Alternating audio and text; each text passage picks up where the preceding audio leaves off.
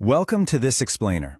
Today, we're diving straight into a highly provocative and honestly widely debated article from Freedom From Tyranny Magazine.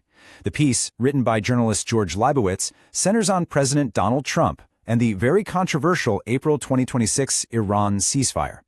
Whether you follow global geopolitics every single day or you're just trying to make sense of the recent headlines, our goal here is to break down the author's arguments clearly, methodically, and objectively.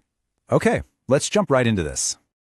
To really make sense of this commentary, we're going to follow the author's exact structure. We'll start with the Hormuz Mirage, map out the 2-hour timeline, evaluate control of the strait, and finally, we'll examine the highly controversial cognitive question and the 25th Amendment. All right, part 1, the Hormuz Mirage. So, let's look at the core event the author breaks down, which went down on April 8, 2026. Liebowitz points out the deceptive simplicity of this deal struck by the administration. Basically, the United States agreed to halt an intense bombing campaign, one that was systematically destroying Iranian bridges, refineries, and railway hubs. In exchange, Tehran supposedly agreed to open the vital Strait of Hormuz. On paper, it was pitched as this massive masterstroke, right? A way to ease those crazy high domestic gas prices and stabilize a shaky global economy. But as the author notes, that surface-level victory absolutely did not hold. Moving on to part 2, the 2-hour timeline. The article lays out this staggering timeline of just pure whiplash. Check this out. Just 24 hours prior, the president was out there threatening total civilization-wiping strikes. Then, boom, at 8 p.m. Eastern, he announces a double-sided ceasefire on Truth Social, which was apparently brokered by Pakistani mediators. But here's the kicker. By 10 p.m. Eastern, literally just 2 hours later, air raid sirens are blaring in Tel Aviv as Iranian missiles strike Israel. Liebowitz argues that Iran used that tiny 2-hour window of American hesitation to quickly reposition their assets and launch a coordinated attack. And this leads to a seriously blistering critique in the piece, and I'm just quoted directly. To trust the mullahs of Tehran to open a waterway they have spent decades learning to choke is a level of naivety usually reserved for first-year international relations students. End quote. The magazine argues this whole mirage made the U.S. look completely delusional, especially when pointing out the glaring reality that Iranian proxies in Lebanon were still actively fighting during this supposed peace deal. Which brings us to part 3, control of the strait. Now, why is this specific body of water so absolutely crucial? To put the global stakes into perspective, the author drops a massive statistic. A full 1/5, that's 20%, of all global oil shipments pass through this exact waterway. Think about that. Whoever controls that choke point essentially controls the price at your local gas pump, the cost of your groceries, and really the stability of the entire global economy. So, Liebowitz uses this to highlight a massive tactical disconnect. The stated goal from the U.S. was to open the strait for American and global energy security. Simple enough, right? But the author exposes the fine print of Iran's actual 10-point plan that the administration accepted. And it turns out that fine print didn't offer an open waterway at all. Instead, it demanded regulated passage that would be strictly coordinated by the armed forces of Iran. According to the magazine, this wasn't a mutual opening in the slightest. Iran essentially set it up so they could become the toll collector of the world's most vital energy artery. Liebowitz argues that by agreeing to these specific terms, the administration wasn't actually pausing a war. They were potentially handing the keys to the global economy right over to an aggressive regime that had zero intention of stopping its regional attacks. This huge tactical disconnect leads the author to ask a very pointed and, frankly, highly controversial question. Is this a strategic pivot or a cognitive collapse?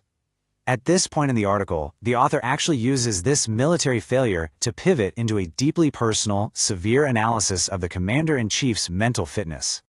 That takes us to part 4, the cognitive question.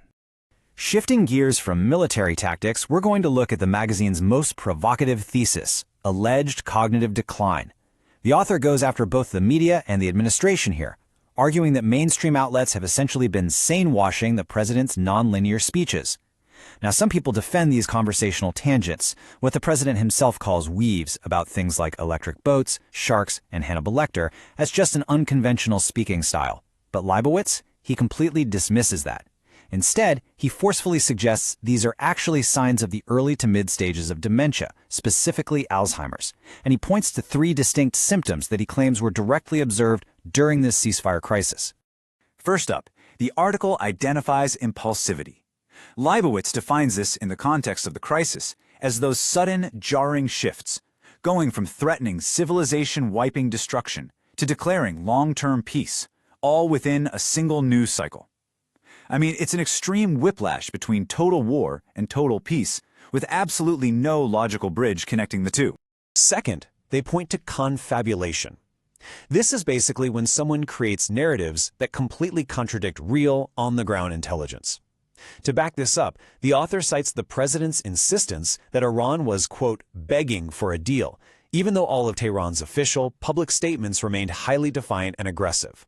Finally, the author points to sundowning. If you aren't familiar, this is a symptom that involves increased confusion or erratic behavior, specifically in the late hours of the day. The article directly attributes the timing of those erratic late-night 8 p.m. Truth Social decrees to this exact phenomenon. And this brings us to Part 5, the 25th Amendment. This all builds to the author's ultimate and most severe constitutional argument. Liebowitz looks closely at the reactions from the president's inner circle to make his case. While public-facing figures like Pete Hegseth maintained a posture framing the event as a decisive military victory, the article claims the private reality was vastly different. Liebowitz alleges that West Wing insiders were privately expressing deep unease over forgotten briefings and a reliance on outdated 1950s-era business analogies to solve modern, complex crises. And most notably, the author highlights the glaring silence and total absence of Vice President J.D. Vance and the broader cabinet during the immediate fallout of those missile strikes. Because the president allegedly couldn't recognize that this fraudulent 10-point plan was literally being used as a smokescreen for a missile strike, the author explicitly invokes the 25th Amendment. Now, Liebowitz is careful to argue that this isn't a tool for a political coup.